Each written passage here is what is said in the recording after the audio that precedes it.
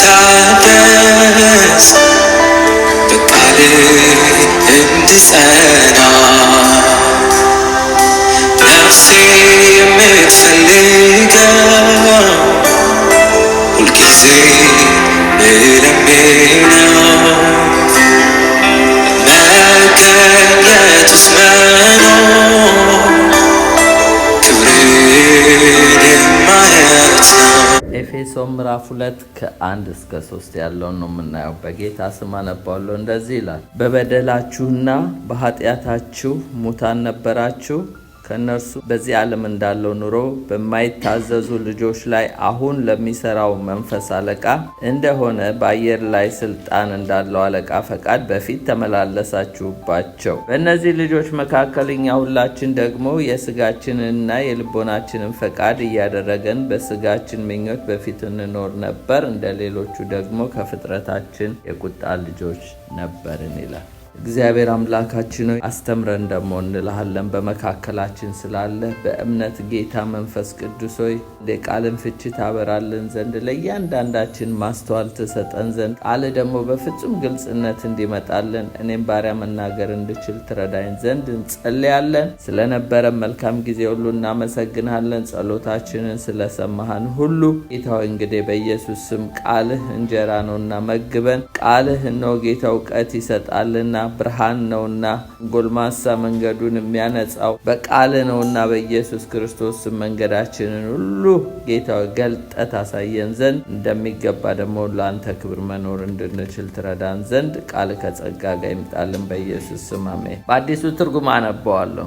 እናንተ በበደላችሁና በኃጢአታችሁ ምክንያት ሙታን ነበራችሁ፣ በዚህ ዓለም ክፉ መንገድ ተከተላችሁ፣ በአየር ላይ ላሉት መንፈሳዊ ኃያላት ገዢ ለሆነውና አሁንም ለእግዚአብሔር በማይታዘዙ ሰዎች ላይ ለሚሰራው መንፈስ እየታዘዛችሁ ትኖሩ ነበር። ሁላችን በአንድ ወቅት የስጋችንን ምኞት እያረካን መንገዱን እየተከተልን በመካከላቸው እንኖር ነበር። እንደ ሌሎቹ የቁጣ ልጆች ነበርን ይላል። የዛሬው የትምህርት ክፍል ወይም ደግሞ የስብከቴ ክፍል ርዕሱ ቶፒኩ ምንድነው? ከክርስቶስ በፊት የነበረህን ማንነት አትርሳ የሚል ነው። Don't forget who you were before Christ. ከክርስቶስ በፊት የነበረህን ማንነት አትርሳ የሚል ነው። 4 ነጥብ እሰጣችኋለሁ ብሉፕሪንቱን። አንደኛው ዴድ ሙታን ነበርን፣ we were dead።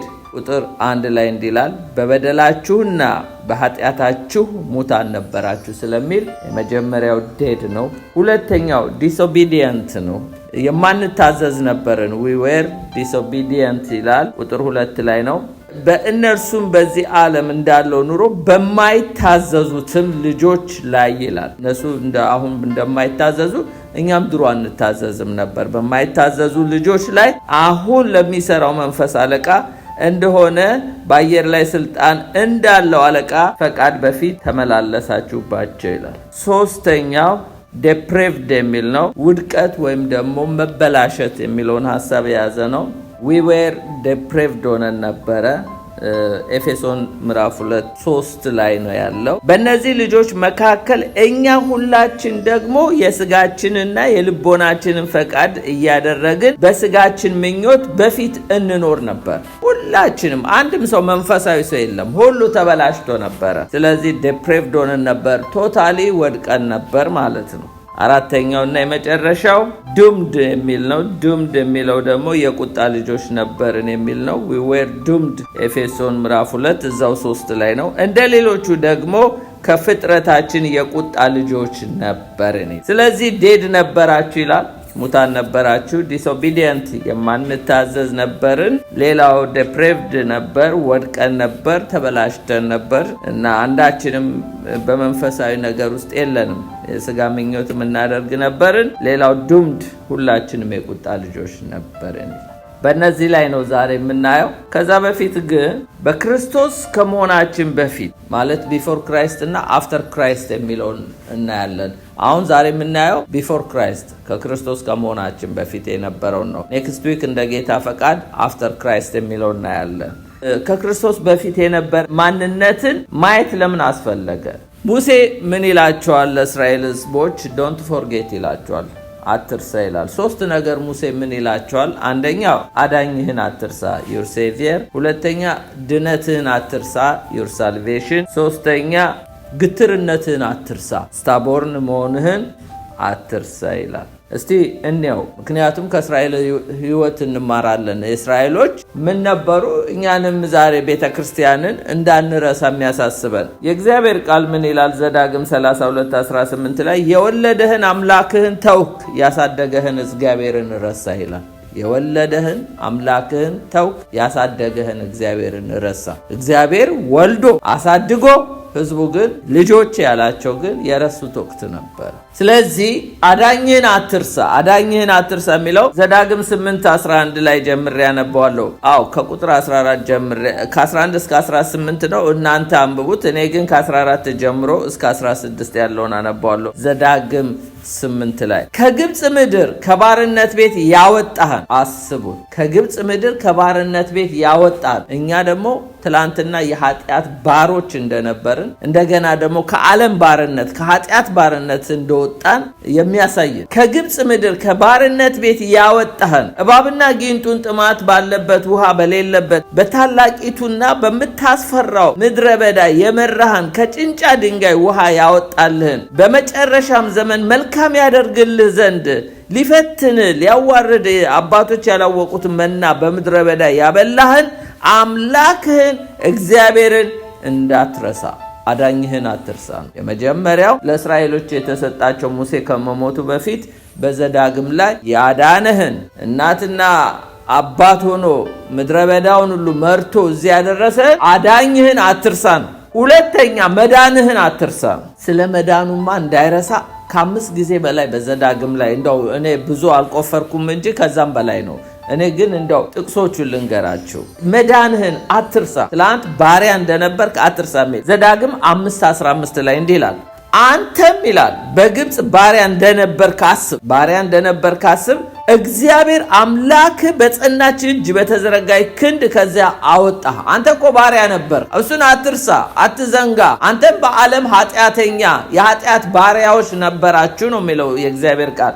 አሁን ግን ወዳጆች ብያችኋለሁ፣ ባሮች አልላችሁም ብሏል። እስራኤልም ባሪያ ነበረች። ስለዚህ የእኛና የነሱ ላይፍ ይመሳሰላል። እሱን አትርሳ፣ ባሪያም እንደነበርክ አትርሳ። አዚፍ አሁን እግዚአብሔር ቤት ስትኖር ጸጋ ሲበዛል አገልጋይ ስትይ የተቀባው እያልክ ትላንት ባርነትን አትርሳ። ወደ ኋላ ተመልከት። እንደገና ዘዳግም 15:15 ላይ አንተ በግብፅ ምድር ባሪያ እንደነበርክ አምላክ እግዚአብሔር እንዳዳነ አስብ። ስለዚህ እኔ ዛሬ ይህንን ነገር አዝሃለሁ ይላል ሙሴ ነው የሚለው። ባርነትን አትርሳ። ጨርሶ የሚረሳ አይደለም ወገኖቼ። ከየት እንደመጣን መርሳት እንደሌለብን የሚያሳይ ነው። ዘዳግም 16:12 ላይ አንተ በግብፅ ባሪያ እንደነበርክ አስብ፣ ይህንን ሥርዓት ጠብቅ አድርገውም። አሁንም እንዳትረሳ፣ ባርነትን አትርሳ። ዘዳግም 24:18 ላይ አንተ በግብፅ ባሪያ እንደነበርክ አምላክ እግዚአብሔር ከዚያ እንዳዳነ አስብ፣ ስለዚህ ይህ ነገር ታደርግ ዘንድ አዝዣለሁ። የመጨረሻው ዘዳግም 24:22 ላይ አንተ በግብፅ አገር ባሪያ እንደነበርክ አስብ፣ ስለዚህ ይህንን ታደርግ ዘንድ አዝዣለሁ። አያችሁ፣ ባርነትን የሚያስታውስ እንግዲህ ሕግ ያስታውሰናል። ወደ ጳውሎስም እመጣለሁ። ጳውሎስም ሁልጊዜ ሲያገለግል ኬት እንደተነሳ እያሳሰበ እንደ ዘመኑ አገልጋዮች አይደለም፣ ተቀብቻለሁ አይደለም፣ ኬት እንደመጣ አሳዳጅ ማን እንደሆነ እየተናገረ ነው። አንተም ባርነትን አትርሳ። ያ ተረሳ ማለት እኮ እግዚአብሔር ያደረገልንን ውለታ ረሳ ማለት ነው። በጸጋ መዳናችን ተረሳ ማለት ነው። አሁን ያንን ካላሰብን እግዚአብሔርን የሚገባውን ክሬዲት አንሰጠውም ማለት ነው። ነገም ደግሞ የሚመጡ ሰዎች አንተን ካዳነህ እኔን እንዴት አያድንም ብለው እንዲመጡ ምስክር ልንሆን የተቀመጥ ነው አይደለ እንዴ? ስለዚህ ያንን የምንረሳ ከሆነ አዚፍኛ ትናንሽ መልአኮች ሆነን ብቻ የምንገለጥላቸው ከሆነ እንዴት ይቻላል ይላሉ። ለምን? ኃጢአት አለ እነሱ ጋር፣ ሰይጣን ይኮንናቸዋል፣ ሰይጣን እንደገና ደግሞ ይከሳቸዋል። እንዳንተማ መሆን አልችልም፣ እኔ አልችልም ነው የሚሉት። ግን እኔ እኮ እንደዚህ አይነት ሰው ነበርኩ፣ እንዲህ ባሪያ ነበርኩ፣ እንዲህ ሰካራም ነበርኩ፣ እኔ አመንዝራ፣ ሌባ፣ እያልን ታሪካችንን ብንናገር ብዙ ሰዎች ወደ እግዚአብሔር መንግስት ይመጣል። ባርነትን አትርሳ። ሌላው አምላክ እግዚአብሔር በምድረ በዳ እንዳስቆጣው ስታቦርንነስ ይለዋል፣ ግትርነትንም አትርሳ ይላል። ሙሴ በጣም ደፋር ነው ሲነግራቸው፣ በደንብ ልካቸውን ነው። ዘዳግም 9:7 ላይ እንዲህ ይላል፣ ከግብፅ አገር ከወጣህበት ቀን ጀምሮ፣ አያችሁ አስምሩልኝ፣ ከግብፅ አገር ከወጣህበት ቀን ጀምሮ ወደዚህ ስፍራ እስከመጣችሁ ድረስ፣ ራሳችሁን እንግዲህ ከየት ቀን እንደዳናችሁ ከየት እንዳመጣችሁ እናንተ ናችሁ የምታውቁት። አሁን እዚህ እስከደረስክ ድረስ በእግዚአብሔር ላይ እንዳመጻችሁ አስብ፣ አትርሳ። ሪቤሊየን ናችሁ እኮ እያላቸው ነው። እዚህ እኮ የደረስከው እግዚአብሔር በምሕረቱ በቸርነቱ ነው እንጂ አንተ እኮ ታዛዥ ሆነ አይደለም። አንተ እኮ ግትር ነህ፣ አንገተ ደንዳና ነህ። እንደውም ብዙዎች በምድረ በዳ እኮ ወድቀዋል። እግዚአብሔር በብዙዎች አልተደሰቱም። ታዘው አይደለም እግዚአብሔርን እሺ ብለው፣ ምሕረትህ ቸርነትህ በሕይወቴ ዘመን ሁሉ ይከተሉኛል፣ ስለዚህ ለዘላለም በእግዚአብሔር ቤት እኖራለሁ እንጂ የኔና የናንተ መታዘዝ እዚህ አላደረሰንም። የእግዚአብሔር ምሕረትና ቸርነት ጸጋው ነው። ስለዚህ አምላክ እግዚአብሔር በምድረ በዳ እንዳስቆጣው እንግዲህ እኛን በዚህ ዓለም ምድረ በዳ ሲመራ ከግብፅ ምድር ከወጣህበት ቀን ጀምሮ ከዳንበት ቀን ጀምሮ ወደዚህ ስፍራ እስከደረሰ አሁን ላይ ሪሰንትሊ እዚህ እስከደረሳችሁ ድረስ በእግዚአብሔር ላይ እንዳመጻችሁ አስብ፣ አትርሳ። ግትርነትን አትርሳ። አያችሁ ወደ ኋላ የተደረገልን ስናስብ እግዚአብሔር ያደረገልንን ምሕረት ያደረገልንን ቸርነት ያደረገልንን ይቅርታ ስናስብ አንደኛ የሚገባውን ክብር እንሰጣለን፣ ለእግዚአብሔር ደግሞ የሚገባውን ክሬዲት እናመጣለን። ወደ አዲስ ኪዳን ልምጣ። ጳውሎስ የኤፌሶን ቅዱሳንን እንግዲህ ሙታን ነበራችሁ ሲል፣ የማትታዘዙ ነበራችሁ ሲል፣ እናንተ እኮ የተፈረደባችሁ የቁጣ ልጆች ናችሁ ሲል፣ እናንተ ቶታሊ ዴፕሬቭድ ሆናችኋል ማለት የተበላሻችሁ የወደቃችሁ ነው ሲል እነሱ መኮነኑ አይደል ራሱንም እያየ ነው። ሐዋርያ ሥራ ምዕራፍ 22 ቁጥር 4 ላይ ወንዶችን ሴቶችን እያሰርኩ ወደ ወይን አሳልፌ የሰጠው ይህንን መንገድ እስከ ሞት ድረስ አሳደድኩት። ይሄን መንገድ የሚለው ይሄን ክርስትና ይሄን በክርስቶስ ማመንን እስከ ሞት ድረስ ያሳደድኩ ነኝ እያለ ነው። ምዕራፍ 22 ላይ ነው ሐዋርያ ሥራ ተምረናል አይደል? ምዕራፍ 22 እኮ ማለት ጳውሎስ ኦልሞስት እኮ ወደ መጨረሻው የአገልግሎት ዘመን ደርሷል። አድጓል፣ በስሏል፣ ብዙ አገልግሏል፣ ብዙ አፍርቷል። ግን ከግብፅ ምድር መውጣቱን ባርነቱን ግን አይረሳም። ከየት እንደመጣ ግን አይረሳም። አሳዳጅ ነበርኩ እያለ ነው ለእነ አግሪጳ ሁሉ የሚናገረው። ሐዋርያ ሥራ ምዕራፍ 26 10 እና 11 ላይ ይህን ደግሞ በኢየሩሳሌም አደረግኩ፣ ካህናት አለቆች ስልጣን ተቀብዬ እኔ ከቅዱሳን ብዙዎችን በወይን አሰርኳቸው፣ ሲገድሏቸውም አብሬ ተቸው ይላል። በምኩራብም ሁሉ ብዙ ጊዜ እየቀጣው ይሰድቧቸው ዘንድ ግድ አልኳቸው፣ ያለ ልክ ስቆጣባቸውም እስከ ውጭ አገር ከተሞች ድረስ እንኳን አሳድድ ነበር። እንዳውም የዳነው እኮ ወደ ደማስቆ ሲሄድ ነው አይደል? እኔ እንደዛ አይነት ሰው ነኝ፣ ከግብፅ ምድር የወጣው ሰው ነኝ፣ ባሪያ ነበርኩ፣ አሳዳጅ ነበርኩ፣ ክፉ ሰው ነበርኩ።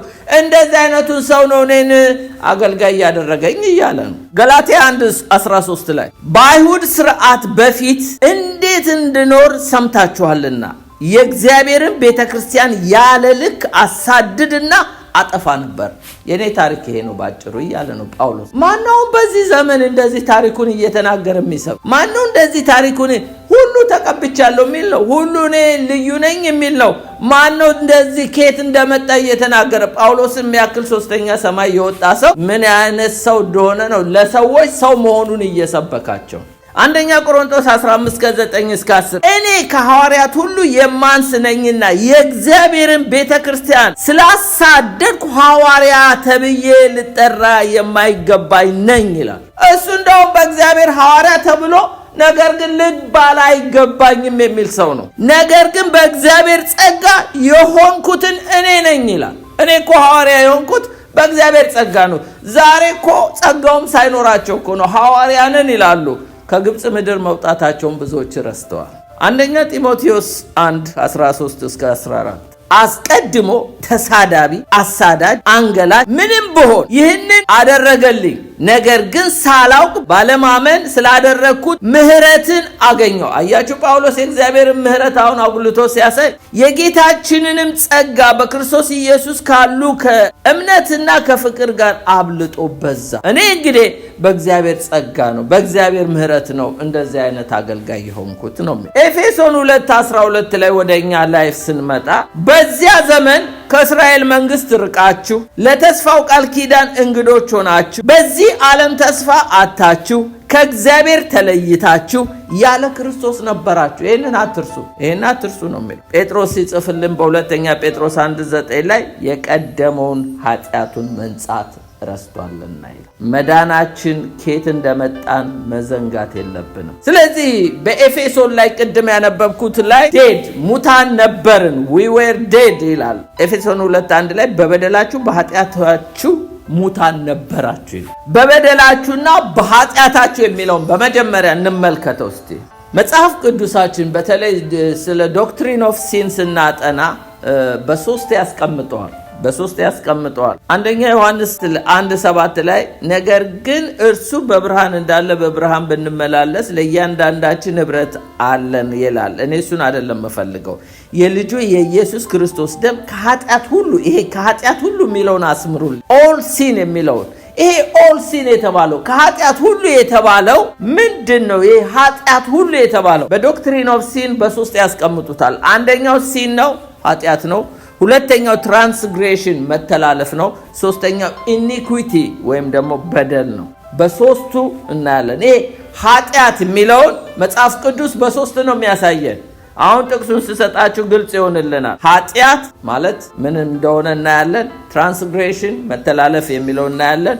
ሌላው ኢኒኩዊቲ በደል የሚለው እናያለን። መጽሐፍ ቅዱሳችን እነዚህ ሶስቱን ብዙ ጊዜ ይናገራቸዋል። መዝሙር 32:5 ላይ ኃጢአቴን ለአንተ አስታውቃለሁ፣ ኃጢአቴን በደሌን አልሸፈንኩም፣ ለእግዚአብሔር መተላለፌን እናገራለሁ አንተም የልቤን ኃጢአት ተውህልኝ ይላል። ማን? ዳዊት። አንዳንድ ቦታ ላይ ሁለቱም ብቻ ይጠቅሳቸዋል። ለምሳሌ እዛው 32:1 ላይ መተላለፉ የቀረችለት ኃጢአቱ የተከደነችለት ኃጢአትና መተላለፍ ትራንስግሬሽንና ሲን የሚለውን ያስቀምጣል። ግን ብዙ ጊዜ ሶስቱን ኃጢአቴን ለአንተ አሳወቅኩ ይላል፣ በደሌን አልሸፈንኩም ይላል፣ ለእግዚአብሔር መተላለፌን ትራንስግሬሽን ዘጸአት 34:7 እንደዚህ ይላል እስከ ሺህ ትውልድም ቸርነትን የሚጠብቅ ይልና መተላለፍን ኃጢአትንም ይቅር የሚል በደለኛውንም ከቶ የማያነጻ የአባቶቻችሁንም ኃጢአት በልጆች እስከ 3 እስከ 4 ትውልድ በልጅ ልጆች የሚያመጣ አምላክ ነው ሲል አወጀ ይላል። በደል፣ ኃጢአት፣ እንደገና ደግሞ መተላለፍ የሚለውን እንድታሰምሩልኝ። ዘሌዋውያን 16:21 ላይ አሮንም ሁለቱን እጆቹን በሕያው ፍየል ራስ ላይ ይጭናል፣ በላዩም ላይ የእስራኤልን ልጆች በደል ሁሉ መተላለፋቸውን ሁሉ ኃጢአታቸውን ሁሉ ይናዘዛል፣ በፍየሉም ራስ ላይ ያሸክሟል ይላል። በደልን፣ መተላለፍን፣ ኃጢአትን ሶስቱን አስምሩልኝ። መዝሙር 51:1 እስከ 2 ዳዊት በኃጢአት ወድቆ ሲናዘዝ አቤቱ እንደ ቸርነት መጠን ማረኝ፣ እንደ ምሕረት ብዛት መተላለፌን ይላል ደምስስ፣ ከበደሌም ፈጽመ እጠበኝ፣ ኃጢአቴንም አንጻኝ። ምንድን ነው እነዚህ ሶስት ነገሮች? የመጨረሻው ዳንኤል 9:24 ላይ አመፅን ይጨርስ። አመፅን የሚለውን ይሄ ምን ይለዋል? መተላለፍን ይለዋል በእንግሊዘኛው ብታዩት። ኃጢአትንም ይፈጽም ይለዋል፣ በደልንም ያስተሰርይ ይላል፣ የዘላለም ጽድቅ ያግባ ይላል። ስለዚህ እነዚህ ሶስቱ ነገሮችን ለይተን እናያቸዋለን። የመጀመሪያው ኃጢአትን ነው የምናየው። ኃጢአት ማለት ሚሲንግ ማርክ ማለት ነው። ሚሲንግ ማርክ የእግዚአብሔር ክብር የጎደለው ነገር ሁሉ ኃጢአት ነው። ኤኒቲንግ that comes short of the glory of God ማንኛውም የእግዚአብሔር ክብር የጎደለው ኃጢአት ነው። ኃጢአት ተግባር ብቻ ሳይሆን ማለት በጎ ነገር ለማድረግ አውቀን ባናደርግ ኃጢአት ነው። አንድ ሰው በጎ ነገር ለማድረግ አውቆ አለማድረግ በራሱ ኃጢአት ነው። ለምሳሌ በጎ ነገር ምንድነው? መጸለይ በጎ ነገር ነው። መጸለይ በጎ ነገር ሆኖ ሳለ ባንጸልይ ራሱ ኃጢአት። ሌላው ክፉ ሐሳብ በሙሉ አክሽን ብቻ አይደለም ኃጢአት፣ ሚሲንግ ማርክ ነው ማለት ክፉ ነገሮችን አስበን ኦል ኢቪል ቶት በሙሉ ኃጢአት። ሌላው እግዚአብሔርን ትእዛዝ ወይም ሕግን የሚቃረን ሁሉ ምን ይላል? whatever is contrary to God's commandment or law ማንኛውም ኮንትራሪ የሆነ ከእግዚአብሔር ሕግ ጋር ኃጢአት ነው። ኃጢአት ቃላትንና ምኞትን ዓላማ ያደርጋል። ኃጢአት ብዙ ጊዜ ቃላቶቻችን በንግግራችንና ምኞታችንን ዓላማ ያደርጋል። ትራንስግሬሽን ታዲያ ምን ማለት ነው? ይሄ መተላለፍ የተባለው መተላለፍ ቀላል ምሳሌ ልስጣችሁ። ቀይ መብራት ስታፕ ነው አይደለ? ስታፕም ሳይን ስታፕ ነው አይደለ? ስታፕ ሳይን አውቃችሁ እያወቃችሁ ጥሳችሁ ከሆነ ትራንስግሬሽን፣ እያወቃችሁ ወይም ቀይን እያወቃችሁ ጥሳችሁ ማለት በኮንሽየሳችሁ እያወቃችሁ ከሄዳችሁ ያ መተላለፍ ይባላል። ሆን ብሎ ሕግን መጣስ ማለት ነው። ትራንስግሬሽን ማለት is willful violation of the law ማለት ነው። ሰንበት ሳበዝ ማለት ምን ማለት ነው? ስታፕ ማለት ሰንበት ማለት ስታፕ፣ በቃ ስራ አቁም፣ አትስራ፣ ምንም አታድርግ ነው። ስታፕ ማለት ነው። የእስራኤል ሕዝቦች መና ሊለቅሙ ወጥተው በምድረ በዳ አርብ ቀን ሲሆን ደብል ልቀሙ ተብሏል አይደለ? ሰንበት ከመግባቱ በፊት። ሰንበት ላይ ግን ምንም ነገር እንዳትለቅሙ ስታፕ ተብሏል። አንዳንዶች ግን ይላል ቀይ መብራት ጥሰው በሰንበት ቀን ቅዳሜ ወጥተው ሲሄዱ ምንም አላገኙ። ያ ማለት ምንድነው? ኮንሽየሳችን እያወቀ ምንጥሳቸው ኃጢአቶች እሱ ትራንስግሬሽን መተላለፍ ይባላል። ያ ሚሲንግ ማርክ ነው። ኢኒኩዊቲ ማለት ምን ማለት ነው? ፍትሃዊ ይባላል። ፍትሃዊ በደል ማለት ነው። ይሄ ኢኒኩዊቲ የተባለ የታቀደ ምርጫ ይለዋል። የታቀደ ምርጫ ማለት ፕሪሜዲቴትድ ቾይስ ይለዋል። ይሄ ማለት ያለ ንስሐ የቀጠለ አንድ ሰው ንስሐ ሳይገባ የቀጠለ። ቀላል ምሳሌ ልስጣችሁ። ሁለተኛ ሳሙኤል 11 ከ3-4 እንዲህ ይላል። ዳዊትም ልኮ ስለ ሴቲቱ ጠየቀ። አንድ ሰውም ይህች የኤልያብ ልጅ የኬጢያዊ የኦርዮ ሚስት ቤርሳቤህ አይደለችምን አለ። ዳዊትም መልእክተኞችን ልኮ አስመጣት። ወደ እርሷ ገባ፣ ከርኩሰቷም ነጽታ ነበርና ከእርሱ ጋር ተኛች፣ ወደ ቤቷም ተመለሰች ይላል። ሁለተኛ ሳሙኤል 12:9 አሁንም በፊቱ ክፋትን ትሰራ ዘንድ ነብዩ ነው የእግዚአብሔርን ነገር ለምን አቃለልክ? ኬጢያዊውን ኦርዮንም በሰይፍ መትሃል፣ ሚስቱንም ለአንተ ሚስት ትሆን ዘንድ ወስደሃል፣ እርሱም በአሞን ልጆች ሰይፍ ገድልሃል ይለዋል እግዚአብሔር። ዳዊት ይውላችሁ ሐሳቡ ማሰቡ ኃጢአት ነው፣ መመኘቱም ኃጢአት ነው። ሄዶ ቤርሳቤህን ደግሞ አምጥቶ ማመንዘሩ እሱ ትራንስግሬሽን ነው፣ መተላለፍ ነው። ለምን? የሙሴ ሕግ ምን ይላል? አታመንዝር። በደሉ ምኑ ላይ ነው? ንስሐ ከመግባት ይልቅ ኃጢአቱን ለመሸፈን በኦርዮን ላይ የወሰደው እርምጃ፣ በሚስቱ ላይ የወሰደው እርምጃ እሱ በደል ነው። ንስሐ ሳይገባ በኃጢአት ላይ ኃጢአት፣ በኃጢአት ላይ ኃጢአት፣ በኃጢአት ላይ ኃጢአት። ከዛ እግዚአብሔር ነው የመጣበት። በደል ማለት ንስሐ ሳንገባው ዊልፉል ቫዮሌሽን እየደጋገመ ኃጢአታቸው የተከማቸባቸው ሴቶች ይላል። ወንዶችም ኃጢአት ይከማቻል፣ ሴቶች ጳውሎስ ይባል እንጂ ወንዶቹም ላይ ተከምሯል።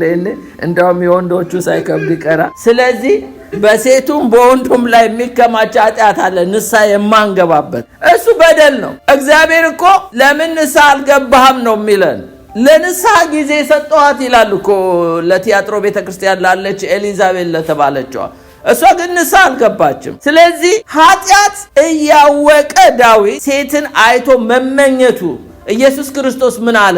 ማየትና በልብ የተመኘ ሁሉ ምን ይላል?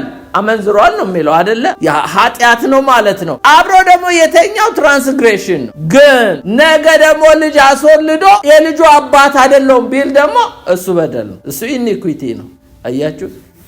ፍትሃዊ ማለት እሱ ነው። እናንተ በበደላችሁ በኃጢአታችሁ እንደዛ ነበራችሁ ነው የሚለው። የዛ ባሮች ነበራችሁ ነው የሚለው። ሌላው ደግሞ ሙታን ነበራችሁ ይላል ሮሜ 6:23 ላይ የኃጢአት ደሞዝ ሞት ነውና የእግዚአብሔር ጸጋ ስጦታ ግን በክርስቶስ ኢየሱስ በጌታችን የዘላለም ሕይወት ነው ይላል። መቼም ኃጢአትን የሰራ ሰው ሁሉ ደሞዝ አለው አይደለ? በደልም ይሁን ኢኒኩዊቲም ይሁን እንደገናም ትራንስግሬሽን መተላለፍም ይሁን ኃጢአትም የሰራ ምን አለው? ደሞዝ አለው። the wage of sin is death ነው ይላል። ሶስት አይነት ሞት ነው ያለው። ይሄም እንደ ኃጢአት በሶስት ይከፈላል። አንደኛው ፊዚካል ዴዝ ይባላል። ቦዲ separation from soul የነፍስና የሥጋ መለየት ነው። መክብብ 12:7 ላይ አፈር ወደ ነበረበት ምድር ሳይመለስ ነፍስም ወደ ሰጠው ወደ እግዚአብሔር ሳይመለስ ፈጣሪህን አስብ። ይሄ ማለት ስጋ ከነፍስ ሲለይ ነው። ሁለተኛው ሞት ስፒሪቹዋል ዴዝ የተባለው ነው። ይሄ ደግሞ ሴፓሬሽን ፍሮም ጋድ ከእግዚአብሔር መለየት ነው። ኤፌሶን 2:1 ላይ በበደላችሁ በኃጢአታችሁ ሙታን ነበራችሁ ይላል። ያ ማለት እኮ በስጋ አልሞቱም፣ ግን መንፈሳዊ ሞት ከእግዚአብሔር መለየት። ሞት ባይዘው ትርጉሙ መለየት ማለት ነው። ሶስተኛው ሞት ሰከንድ ዴዝ የሚባለው ሶስተኛው ሞት ሰከንድ ዴዝ ተብሎ ነው በመጽሐፍ ቅዱስ የሚታወቀው። ይሄ ኢተርናል ሴፓሬሽን ኢን ዘ ሌክ ኦፍ ፋየር። ይሄ ራዕይ ምዕራፍ 20 ቁጥር 15 ላይ በሕይወትም በመጽሐፍ ተጽፎ ያልተገኘ ማንኛውም በእሳት ባህር ተጣለ። ይሄ አስፈሪ ሞት። ጌታ ኢየሱስ ከዚህ ሞት ሊያድነን ከመንፈሳዊ ሞት ሊያድነን ነው። ቀላል ግልጽ ነገር ለሁላችንም በሚገባን መልኩ ላስቀምጥላችሁ። ቀራኔው መስቀል ልውሰዳችሁ። 3 ሰዎች እናያለን። ኢየሱስ ክርስቶስ ክራይስት አለ፣ 2 ክሪሚናል ደግሞ ከጎኑ አሉ አይደለ እንዴ? ኢየሱስ አንድ ሞት ነው የሞተው፣ እሱም የሥጋ ሞት ነው የሞተው። ሌላውን ከኢየሱስ ጋር ዛሬ ገነት ትገባለህ ያለው 2 ሞት ነው የሞተው። በመንፈስ ሙታን ነበር አይደለ? ወንበዴ ነበረ፣ ከእግዚአብሔር የተለየ ኃጢአተኛ ነበር። አሁን መስቀል ላይ ደግሞ እያቃሰተ ነው። ምን ሊሆን? የሥጋ ሞት ሊሞት። ከዘላለሙ ሞት ግን ተረፈ። ለምን? መስቀል ላይ ሆኖ ንስሐ ገባ። ሶስተኛው ግን አንደኛ ኃጢአተኛ ነው፣ በደለኛ ነው። ስለዚህ በመንፈስ የሞተ ነበር ቀድሞ። አሁን ደግሞ በስጋ ሊሞት ክሪሚናል ነው፣ ተሰቅሏል፣ እያቃሰተ ነው። ሶስተኛ ደግሞ ክርስቶስን እየተሳደበ ነው የሞተው። ስለዚህ የዘላለም ሞት ይጠብቀዋል። 3 ሞት ነው የሞተው። ኢየሱስ ግን ለኛ ኢየሱስ የስጋ ሞት ነው። እሱም ሳክሪፊሻል ዴዝ ነው የሞተልን እንጂ ኃጢአት ስለማያውቅ ሞትም ደሞዙ ሊሆን አይገባም። ኢየሱስ ደሞዝ የለውም። እኛን ተክቶ ስለ በደላችን ስለ ኃጢአታችን ሞተልን ነው ብለን የምንሰብከው እንጂ ኢየሱስ ሞት አይደለም። ለአንዳንድ ሰዎች ኢየሱስ ሰማዕት የሆነ ይመስላቸዋል። ሰማዕት አይደለም፣ መስዋዕት ነው የሆነው። ሰማዕት ጴጥሮስ ነው የሆነው። ሰማዕት ጳውሎስ ነው የሆነው። ሰማዕት ብዙ ናቸው። ኢየሱስ ግን ሰማዕት አይደለም። የሰማዕት ሞት ሳይሆን የመስዋዕት። እነሆ የእግዚአብሔር በግ የዓለምን ኃጢአት ሁሉ የሚያስወግድ የታረደው በግ የተባለ መስዋዕት ሆኖ እግዚአብሔር አንድ መስዋዕት እሱ ነው ቀርቦ እስከ ዛሬ ሲታረዱ ሲጨፈጨፉ የነበሩትን ከብቶች ሁሉ ያሳረፈ እኮ ለከብቶቹም እረፍት የሰጠ ጌታ ነው። አሜን። ለእነሱም እረፍት፣ ለእኛም ደግሞ አቅርቦንም እኮ አንነጻ። ከሞተ ስራ ህሊናን አያነጻም እኮ የከብት ደም። ኢየሱስ ግን ከብቱንም አሳረፈ፣ እኛንም አሳረፈ። ስለዚህ ኢየሱስ የስጋ ሞት ነው የሞተው ልላችሁ ነው። በበደላችሁ በኃጢአታችሁ ሙታን ነበራችሁ። ሁለተኛው ዲስኦቢዲየንት ማለት የማንታዘዝ ነበር። we were disobedient። ሁለተኛው ላይ ምን ይላል? በእነርሱ በዚህ ዓለም እንዳለው ኑሮ በማይታዘዙ ልጆች ላይ አሁን ለሚሰራው መንፈስ አለቃ እንደሆነው በአየር ላይ ስልጣን እንዳለው አለቃ ፈቃድ በፊት ተመላለሳችሁባችሁ። እዚህ ላይ እኮ አትታዘዙም ሲል ለሰይጣንማ ደንበኛ ፈቃዱን የምታደርጉ ነበራችሁ፣ ባለሟሎቹ ነበራችሁ፣ የሰይጣን ፈቃድን አገልጋይ ነበራችሁ። ነገር ግን ለእግዚአብሔር ነው የማትታዘዙት እያለን አንዳንዴ እንደው አንታዘዝም ስንል ለሰይጣን እኮ እያገለገሉ ነው እነዚህ ሰዎች አይደል? እያንዳንዳችን እኮ የሰይጣን ባለሟሎች ነበርን። እግዚአብሔር ከዛ ገላገለን እንጂ አገልግለኑም እኮ ምስጋና የለም። ጡጫ ነው፣ እርግጫ ነው። አልሰውልኝም ብሎ ደግሞ ይገላል። እግዚአብሔር እኮ አላገለግልም ብትለውም እንኳን ተው በጸጋ ባትመላለስ በኮመንግሬስ እያበላ ፀሐይ ያሰው ሞቀ እየተዝናና ትኖራለህ። አይገልህም። እድሜን ጠግበህ ትሞታለህ። እግዚአብሔር ኃጢአትን እየተከታተለማ ቢሆን ይኸው በዓለም ላይ ሁሉም ኃጢአተኛ ነው ባለቀ ነበር። እግዚአብሔር እንደዛ አይደለም፣ ቸር ነው።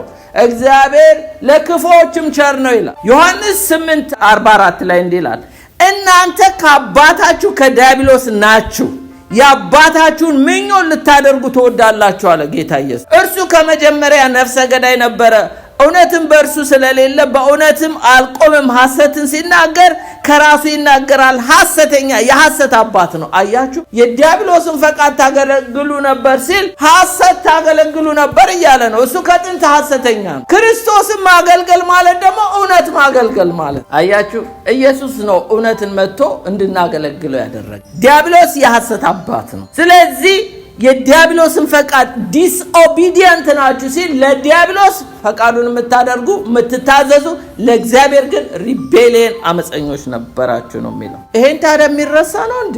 ከእንደዚህ አይነት ህይወት ወጥተን እንርሳው እንዴ? እስራኤሎች ከግብጽ ቢወጡ መቼም ካሌብና ኢያሱ ሌሎቹ ሳልቋል በምድረ በዳ። ካሌብና ኢያሱ ግብጽ ፈርዖን ያደረገባቸውን ይረሱታል እንዴ? ሌላው ቢቀር እኮ ጠባሰዋል፣ አይረሳም። ታዲያ ዛሬ በእግዚአብሔር ቤት ስንኖር ከምን አይነት ችግር እንዳወጣን ልንረሳ አይገባም።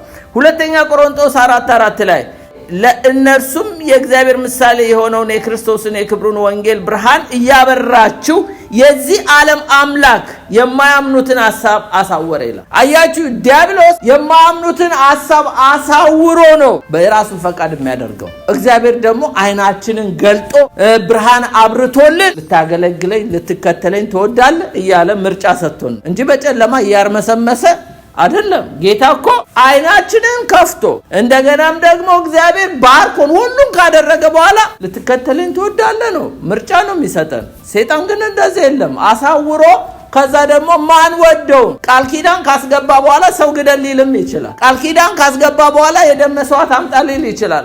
ምን እንደሚያደርግ አመድም ሊያስበላ ይችላል። ሰይጣን እንደዛ ነው። ራዕይ ምዕራፍ 12:7-9 ላይ በሰማይ ሰልፍ ሆነ፣ ሚካኤልና መልአኩ ዘንዶ ተዋጉ ይላል። ዘንዶም ከመላእክቱ ጋር ተዋጋ፣ አልቻላቸውም ይላል። ከዛም ወዲያ በሰማይ ስፍራ አልተገኘላቸውም። ዓለሙን ሁሉ ያሳተው ዲያብሎስ ሰይጣን የሚባለው ታላቁ ዘንዶ ይባላል። ዲያብሎስ ይባላል። ታላቁ ዘንዶ ይባላል። እንደገና ደግሞ ሰይጣን ይባላል። ታላቁ ዘንዶ እርሱ የቀደመው እባብም ይባላል። ወደ ምድር ተጣለ፣ መላእክቱም ከእርሱ ጋር ተጣሉ። ይሄ የተጣለ መልአክ ነው። አያችሁ፣ በምድር ላይ ዲያብሎስ ሰይጣንም ዘንዶም በሉት የቀደመው እባብም በሉት ዛሬ ዓለም ሁሉ የሚያገለግለው ለሱ ነው። እኛ ብቻ ነን እምቢ ያልነው ከክርስቶስ የተነሳ። አንዳንዴ እኛንም እኮ ይፈትነናል አይደለ እንዴ? ፈቃዱን እንድናደርግ ዳዊትን አንድ ቀን ፈተነው። የእግዚአብሔር ቃል ሐዋርያ ሥራ ምዕራፍ 13:22 ላይ እንደዚህ ይላል፣ እንደ ልቤ የሆነውን ሰው ፈቃዴን ሁሉ የሚያደርግ የእሴይን ልጅ ዳዊትን አገኘው አለ እግዚአብሔር። ቁጥር 36 ላይ ሄዳችሁ ብትመለከቱ ዳዊት በራሱ ዘመን የእግዚአብሔርን ሐሳብ ካገለገለ በኋላ አንቀላፋ ይላል። የማንን ፈቃድ? የእግዚአብሔር። ከዕለታት አንድ ቀን ግን የሰይጣንን ፈቃድ አገልግሎ ስንት ህዝብ እንዳስጨረሰ አንደኛ ዜና ምዕራፍ 21 ቁጥር 1 ላይ ሰይጣን በእግዚአብሔር ላይ ተነሳ፣ እስራኤልንም ይቆጥር ዘንድ ዳዊትን አንቀሳቀሰው ይላል። አያችሁ፣ ይሄ ሪቫይቫል ከሰይጣን ነው የሚያንቀሳቅሰን ሁሉ። ጳውሎስ እኛ በሱ እንንቀሳቀሳለን ነው ያለው። በማን? በጌታ። አንዳንዱን ግን ሰይጣን እያንቀሳቀሰው እግዚአብሔር ያንቀሳቀሰው ይመስለዋል። አይደለም፣ ሰይጣን አንቀሳቀሰው ይላል። በኋላ ምን ይላል? ቁጥር 14 ላይ እግዚአብሔርን በእስራኤል ላይ ቸነፈርን ሰደደ፣ ከእስራኤልም 70,000 ሰው ወደቁ ይላል። 3 ምርጫ ሰጠው። ቸነፈር፣ ጦርነት ወይስ ረሃብ አለው። ከሶስቱ ምረጥ አለው። ስለዚህ የ3 ዓመት ረሃብም ይቅርብኝ አለ። የ3 ወር ጦርነት ይቅርብኝ አለ። ቸነፈር አለ። ቸነፈሩ በአንድ የመጥቶ እንደ ኮቪድ አጨደው። መልአኩ እግዚአብሔር እስከሚጸጸት ድረስ ህዝብ ያለቀው የእግዚአብሔርን ሐሳብ የሚያገለግል ዳዊት፣ የእግዚአብሔርን ፈቃድ የሚያገለግል እንደ ልቤ ያለው ለጥቂት ሰይጣን ባንቀሳቀሰው ነገር ላይ የጦር አዛዡን እኮ ቢሰማው ኖሮ እግዚአብሔር ተናግሮት ነበረ። እምቢ ብሎ ነው ዳዊት። ምን መቁጠር አስፈልግ? ይሄ ቆጠራ እኮ ምን ማለት ነው? ጉልበቴ አቅሜ ሊል ነው። ትላንት እኮ እግዚአብሔር ነው እረኛዬ፣ እግዚአብሔር ነው አምባዬ፣ እግዚአብሔር ነው ጉልበቴ ያለ ዳዊት አሁን በጦሩ ሊመካ ነበር። ትምክቱን እግዚአብሔር ሰበረበት እንጂ። እና ምን ልላችሁ ነው መሰላችሁ?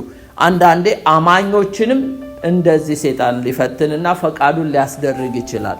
እማንተጋ እማንቃወም ከሆነ ማለት ነው። ወደ 3ኛው መጣው። ዴፕሬቪቲ የሚለው ነው፣ ውድቀት የሚለው ጋር መጣው። እናንተ ቀድሞ የወደቃችሁ፣ እንደውም በእንግሊዘኛ ይሄ ውድቀት የሚለውን የተበላሻችሁ ነበራችሁ። እንዴት እንደተበላሸን የእግዚአብሔር ቃል ያሳየናል። 2:3 ላይ በዚህም ልጆች መካከል ሁላችን ደግሞ የስጋንና የልቦናችንን ፈቃድ እያደረግን በስጋ ምኞት በፊት እንኖር ነበር። ይኸው በስጋ መመላለስ ማለት በዚህ ቁርበት ማለት አይደለም። ስጋ ማለት ሲንፉል ኔቸር ማለት። አንዳቸውም መንፈሳዊ አልነበራችሁም፣ ሁላችሁም ስጋዊ ፍጥረታዊ ሰው ናችሁ ማለት ታውቃላችሁ። ለዚህ ጥሩ ምላሽ የሚሰጠን ሮሜ ላይ ነው። ሮሜ ምዕራፍ 3:10 ላይ ወስዳችኋል። እንዲህ ተብሎ እንደተጻፈ ይላል፣ ጻድቅ የለም አንድስ እንኳን፣ አስተዋይ የለም፣ እግዚአብሔርን የሚፈልግ የለም፣ ሁሉ ተሳስቷል ይላል። ሁሉ ተሳስተዋል ይላል። በአንድነትም የማይጠቅሙ ሆነዋል ማለት ስጋዊ ሆናችኋል፣ ተበላሽታችኋል። በአንድነት የማይጠቅሙ ሆነዋል ለማን? ለእግዚአብሔር። እኛ እኮ ዳግም ከተወለድን በኋላ ነው እንጂ እግዚአብሔር ስጋ ከእግዚአብሔር ጋር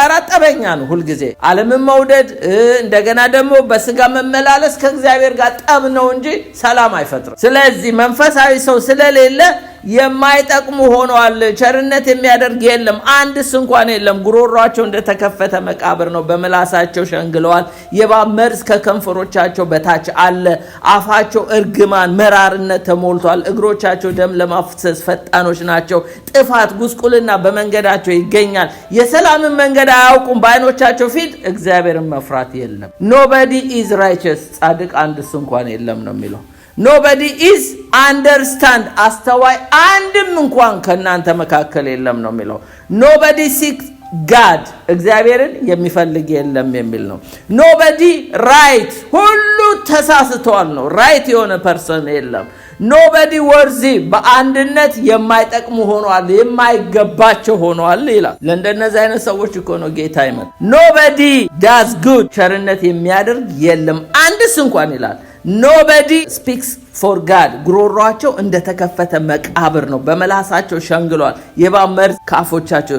አያችሁ፣ ኖበዲ ሲክ ጋድ ሲል እንግዲህ አስቡት፣ እግዚአብሔርን የሚፈልግ ይህ ሁሉ ሃይማኖት ማንን ነው የሚፈልገው ብትሉ ሁሉም በራሱ መንገድ ነው እንጂ እግዚአብሔርን ቢፈልግ ሰው እውነተኛ እንነጋገር ከተባለ እንግዲህ ካለኔ በቀር ወደ አብ የሚመጣ የለም ብሏል ኢየሱስ ክርስቶስ። መንገዱ እኔ ነኝ ብሏል። ሰው ኢየሱስን እየተቃወመ ሰው መንገዱን የእግዚአብሔርን እየተቃወመ እንዴት ብሎ ነው እግዚአብሔርን እፈልጋለሁ የሚለው? አያችሁ፣ እግዚአብሔርን እኮ የሚፈልግ እግዚአብሔር መንገድ አዘጋጅቶለታል። መንገዱም ልጁ ኢየሱስ ክርስቶስ ነው።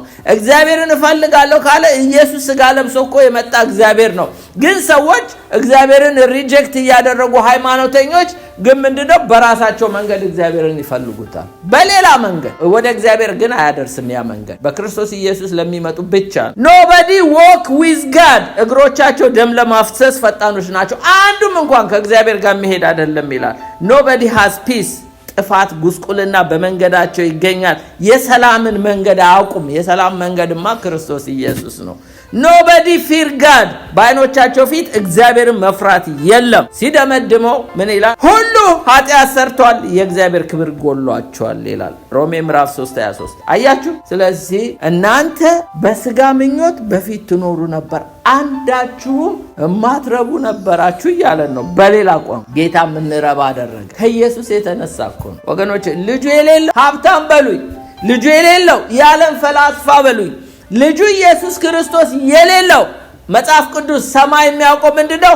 ሙታን ብሎ ነው የሚያውቀው። ሙታን ዶክተር ነው ብትሉኝ፣ አዎ ዶክተር ሆኖ ግን ሙታን። የተማረ ነው ብትሉኝ፣ ሙታን። ሃይማኖት መሪ ነው ብትሉኝ፣ ሙታን ነው። ልጁ ያለው ኢየሱስ ያለው ብቻ ህይወት አለው። አሜን። ወደ መጨረሻው መጣ። የቁጣ ልጆች ነበርን፣ we were doomed። እንደ ሌሎች ደግሞ ከፍጥረታችን የቁጣ ልጆች ነበርን። አንደር ኮንደምኔሽን፣ በፍርድ ስር ነበራችሁ። ይኸውላችሁ እዚህ ላይ ከፍጥረታችን የሚለውን አስምሩበት። ከፍጥረታችን የቁጣ ልጆች ነበርን። ተፈጥሯችን ኔቸራችን የሚለው ምንን የሚያሳይ ነው? በተፈጥሮ የቁጣ ልጆች መሆናችንን። ቻይልድ ኦፍ ራዝ ባይ ኔቸር ይላል። ይሄ ማለት ምንድን ነው? ማናችንም ስንወለድ ማናችንም ወደዚህ ዓለም ስንመጣ ዳግም ልደት አልተወለድንም አይደለ እንዴ? ዳግም ካልተወለድን መንግስተ ሰማያት ደግሞ መግባት አንችል። ከስጋ የተወለደ ምንድን ነው አለ ጌታ ኢየሱስ? ስጋ ነው። ከመንፈስ የተወለደ መንፈስ ነው።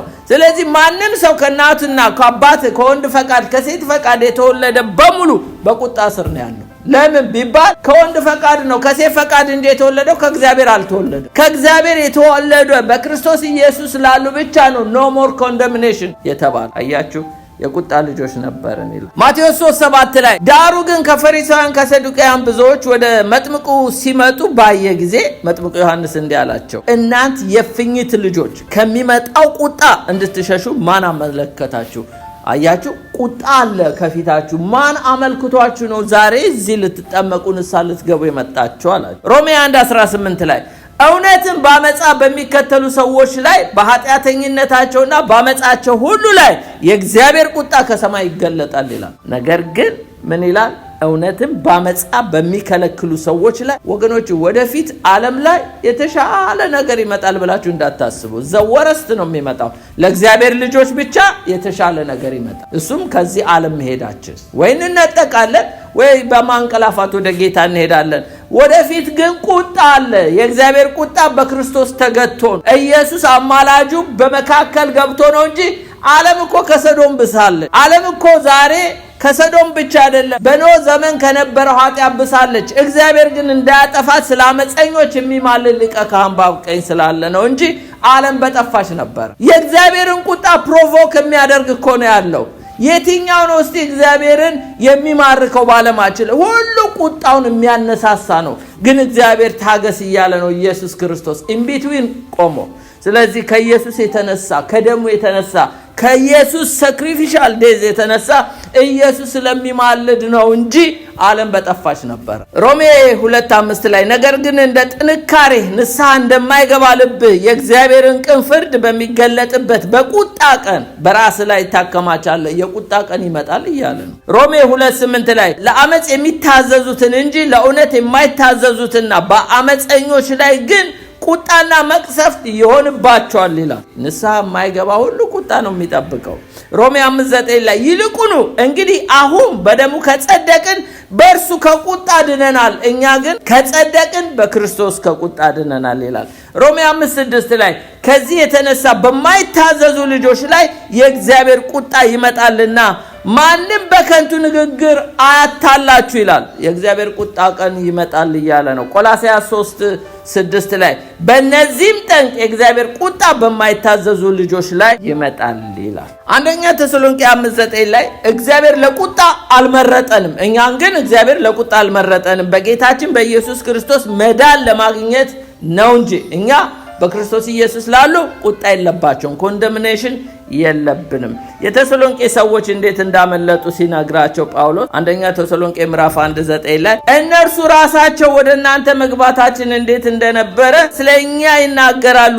ለሕያው ለእውነተኛው አምላክ ታገለግሉ ዘንድ ከሙታን ያስነሳው ልጁን እርሱን ኢየሱስን ከሚመጣው ቁጣ የሚያድነንን ከሰማይ ተጠብቁ ዘንድ ከጣዖቶቻችሁ ወደ እግዚአብሔር እንዴት ዘወር እንዳላችሁ ይናገራሉ። የመቄዶንያ ክርስቲያኖች እያለ ነው። እግዚአብሔር ከቁጣ ስላስመለጠን ጌታ ልናመሰግን ይገባል። ይሄ ጥቅስ የለውም፣ ማጠቃለያው ነው። ከክርስቶስ በፊት የነበረንን ማንነት ማስተዋስ ዋና ዓላማዎቹ ታዲያ ምንድን ናቸው? አንደኛ ድነታችንን አፕሪሼት እንድናደርግ ይረዳናል። አፕሪሼቲንግ ሳልቬሽን። ይሄንን የቀደመው ከድነታችን ከክርስቶስ በፊት የነበረንን ማንነት ማስታወስ የጌታን ማዳን አፕሪሼት እንድናደርግ ያደርገናል። ሌላው እምነትና መተማመንን ያጠነክርልናል። በጌታ መታመንን to strengthen faith and trust ቀጣይ ባለው በእግዚአብሔር በሚመራን ነገር ላይ እንድንተማመን ያደርገናል። ሌላው ምስጋና ለማዳበር ይላል to cultivate gratitude እግዚአብሔርን እንድናመሰግን የሚያደርገን እኮ ትላንትናችንን ስናስብ አይታችኋል። አንዳንድ ምስክርነት ሰምታችኋል።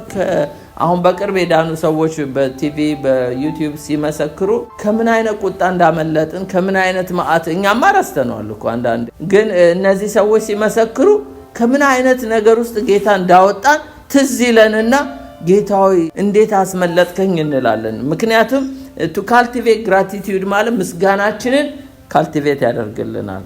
ሌላው የአሁኑንና የወደፊቱን ድርጊታችንን ለመምራት ይጠቅመናል። ማለት እግዚአብሔር ካውነዲያ እንዴት አድርገን በህይወታችን ምን ማድረግ እንዳለብን ወደ ቀደመው ጥፋታችን እንዳንመለስ ማድረግ ለሚገባን ነገር ትላንትና የመጣውበት ጋር አልመለስም እንድንል ይረዳናል። ሌላው በመከራ ውስጥ ተስፋን ለማግኘት ትላንትና እግዚአብሔር ከዚህ መዓት ካዳነኝ አሁንማ እንዴት አሁን ካለውበት አያድነኝም ብለን እንድናስብ ይረዳናል። ሌላው አምልኮን ማቀጣጠል to fuel worship ይላል። ለአምልኮ ፊውል ነው እንደ ነዳጅ። ምክንያቱም ትላንትና የተደረገላችሁ ካሰብኩኝ በጣም እግዚአብሔር እንደሚገባ እንድናመልከው ይረዳናል። አሁን እግዚአብሔር ቤት የመጡ አዲስ ክርስቲያኖችንና የኛን አምልኮ ብናይ እነሱ እኮ ባይገርማ ነፍስ አይቀርላቸውም ሲያመልኩ እኮ። ለምን? የቀደመው ፍቅራችንን እኛ ስለረሳን ነው እንጂ እነሱ ግን ኢነርጂው አላቸው ጌታን ለማመልከት ከምን አይነት ጨለማ እንደወጡ ስለሚያውቁ። እኛ ግን ከመቆየት ብዛት አንዳንዴ እንደነዝዛለንና ይሁን ነው ለዋርሺፕ ማለት ነው። ጌታ ይርዳን። አሜን። ሌላው ትህትናን ያመጣል። ከየት እንደመጣን ትዝ ካለ ትሁት እንሆናለን። ጳውሎስ እኮ ትሁት ነበር። ትሁት ያደረገው እኔን አሳዳጁን ሐዋርያ ያደረክ።